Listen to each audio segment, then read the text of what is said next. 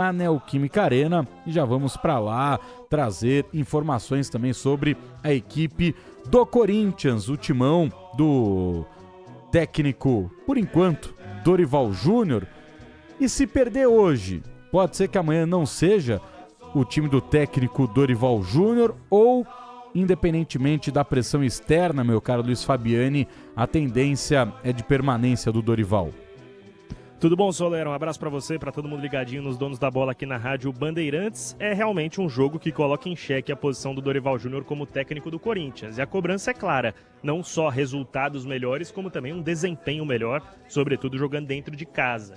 Corinthians nos últimos 7 jogos tem 3 derrotas, 3 empates e somente uma vitória, ocorrida na última quarta-feira, quando o Timão bateu o Ceará por 1-0, com o chamado gol culposo e longe de brilhar em desempenho. Então há uma cobrança externa e interna muito grande sobre o técnico do Corinthians. E lembrando que amanhã a principal torcida organizada do Corinthians, a Gaviões da Fiel, agendou um protesto em frente à sede social do Parque São Jorge. E a gente sabe da influência que as organizadas têm, sobretudo no Corinthians, e no papel que todas as organizadas têm nas mudanças internas. Então pode ser sim uma forma da atual diretoria mudar o foco, trocar a pauta principal envolvendo o Corinthians, e Dorival Júnior pode ser o técnico a pagar o pato nesse sentido.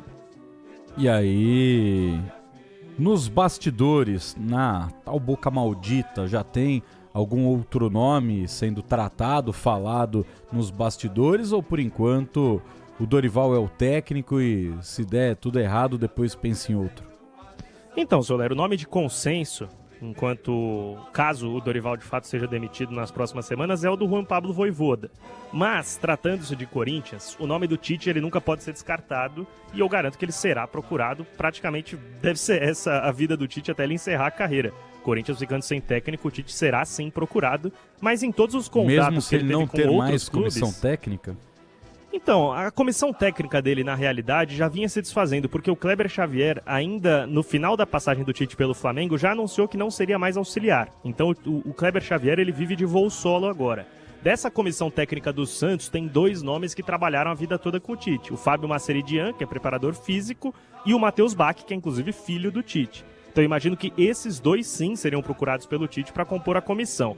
Tem um nome, o Vinícius Bergantin, que foi técnico do Ituano e auxiliar do Tite no Flamengo quando o Kleber Xavier anunciou que faria voo solo no futuro. Então, caso de fato o Tite volte a trabalhar, eu imagino que a comissão técnica dele seria algo mais ou menos nessa linha, com Fábio Maceridian, Matheus Bach e o Vinícius Bergantin.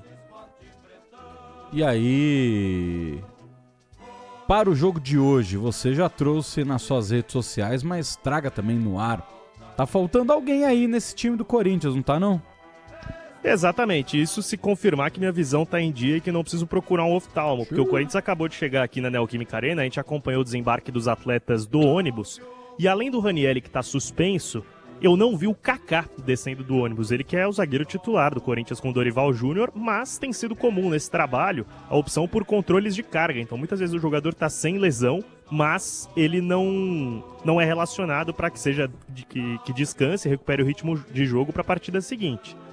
Agora, não é informação, a minha visão pode ter me traído também, mas eu de fato não vi o Kaká e vi todos os outros jogadores descendo do ônibus. Destaque para o Mateuzinho, que retorna após tomar o 3º cartão amarelo, cumprir suspensão contra o São Paulo e será titular da lateral do Corinthians logo mais. E aí, o que seria então um provável time do Corinthians, que deve ser confirmado daqui 21 minutos, mas já para a gente ter uma pequena ideia do que pode ser essa escalação corintiana.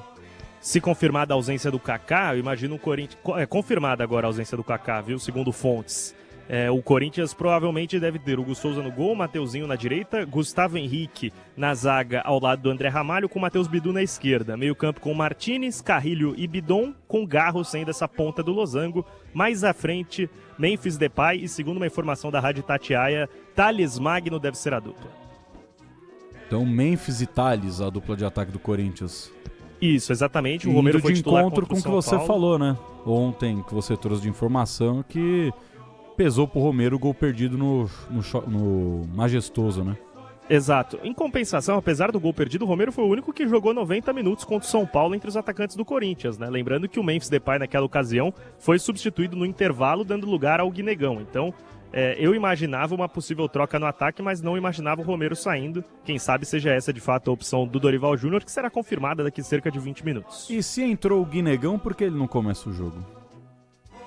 Eu imagino que pelo momento de pressão que vive o Corinthians, o Dorival Júnior não queira colocar uma carga maior em cima de um jogador de 18 anos, ainda mais enfrentando um líder que é o Cruzeiro. E aí, pro plano de jogo, a ideia é apostar em alguém mais experiente como é o Thales Magno. Ele não é um cara que transpira tanta confiança, mas a última vitória do Corinthians foi 1-0, gol do Thales. Então talvez seja essa a aposta do Dorival, ter um ataque um pouco mais experiente, mais capaz de reter a bola. E lembrando que quando o Yuri Alberto voltar, essa discussão não vai mais existir, né? E aí mostra também como o Dorival, parece que o trabalho dele realmente não ornou, né? Como diriam os mais antigos, né? Porque se é pra dar mais experiência, quando você tá perdendo um clássico fora de casa, você botar um moleque, então, já cai por terra, né? Ó, o moleque serve no momento de pressão se perdendo um clássico fora de casa, mas pra jogar em casa já não serve, né? Então, parece que realmente o trabalho do Dorival não tem um prazo muito longo, né? Um show, às vezes, de incoerência da comissão técnica atual do Corinthians.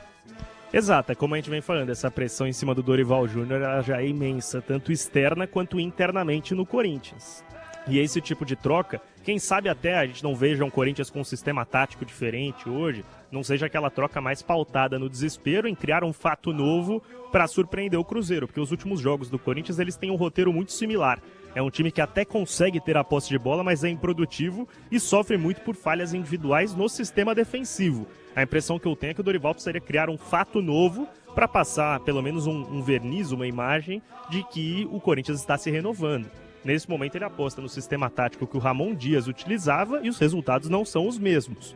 Então é nesse tipo de atitude que eu imagino que o trabalho do Dorival vá ruindo não só para o torcedor, mas também para o Fabinho Soldado, executivo de futebol do Corinthians, que também está pressionado, e claro, para a presidência do clube, Osmar Stabile, que precisa de popularidade, ele é um eventual candidato em eleições indiretas e sabe que não dá para sustentar uma situação tão ruim no futebol para se manter vivo politicamente. E é claro, né, daqui a pouco tem o jogo aí na Neoquímica Arena, mas só pra gente entender qual que é o teor, né, se é que isso foi divulgado, do que será a manifestação de amanhã na frente do Parque São Jorge.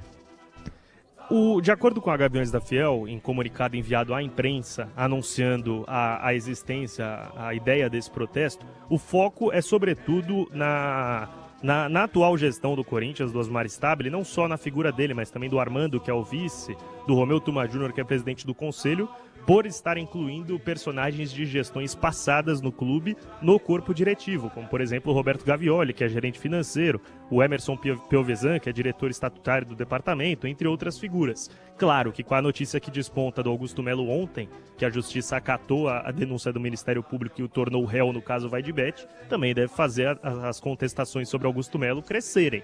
Então eu acho que vai ser um protesto bem diversificado, mas quase nada ligado ao futebol e sim ligado à parte política do Corinthians, que segue pegando fogo, e dia 9 tem a Assembleia Geral dos Sócios para definir qual será o futuro da presidência do clube. Dia 9 de agosto. Não, sim, vai ser um sábado, né? Isso, sábado, das 9 horas da manhã às 5 horas da tarde. 3 dias depois da decisão se passou o Corinthians. 2 dias depois para saber se passou Corinthians ou Palmeiras na Copa do Brasil, né? Exatamente, me estranhou muito até, porque essa data foi marcada 71 dias antes, né? E naturalmente era esperado que o Stabile quisesse apressar esse processo para que o Corinthians não vivesse tanto período de indefinição. Mas aí entram as jogadas políticas. Quem sabe aliados do presidente e do Romeu Tuma Júnior, presidente do Conselho Deliberativo, já não sabiam que essa notícia referente à justiça dando o aceite à denúncia do Ministério Público não sairia num momento estratégico. O lado negativo é, o Corinthians sendo eliminado pro Palmeiras, por incrível que pareça, também pode condicionar o voto de muita gente que vai estar no Parque São Jorge dia 9. Vai depender de quem for aparecer e o que vai sugerir, né, de ideias. Não dá pra ter ideia ainda de quem que vai concorrer, né? Um nome que é praticamente certo para uma eventual eleição indireta é o do Osmar Stabile. A ideia dele é ser o presidente do Corinthians até o final do mandato do Augusto Melo, que é em dezembro de 2026. mas você tem outras chapas se articulando, fazendo encontros, assembleias internas, para definir se irão apoiar um candidato do perfil do Stabile, que já é um cara grande no clube, ou se irão lançar um candidato próprio. Lembrando que essas eventuais eleições são indiretas e só conselheiros votam, são 300 votos, e aí o panorama é totalmente diferente da eleição que elegeu Augusto Melo no fim de 23. Exato, né? E por um período de tempo bem menor também, né? Seria ali... 1 ano e meio. 1 ano e meio. Até um pouco menos, né? Porque vai ser em agosto. Ele é obrigado, uma vez, digamos que o Augusto Melo caia nessa assembleia do dia 9 de agosto, ele é obrigado a agendar a reunião, a votação, a nova eleição em até 5 dias úteis. Então, no meio de agosto ali, a gente deve ter uma eventual eleição. Então, pouco menos de 1 ano e meio. Bom, e vamos então